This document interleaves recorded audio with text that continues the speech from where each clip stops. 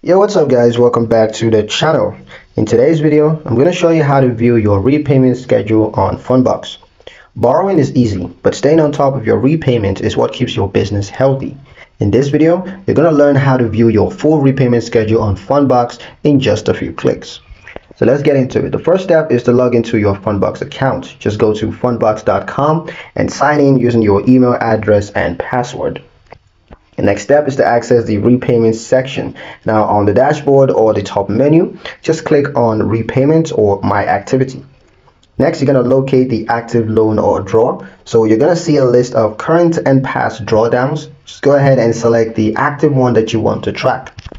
Next is to click on the repayment schedule. Now inside the loan or draw detailed view, you're going to find a breakdown, which of course shows the total repayment amount, the weekly or monthly installments, the due date for each payment, as well as how much has already been paid.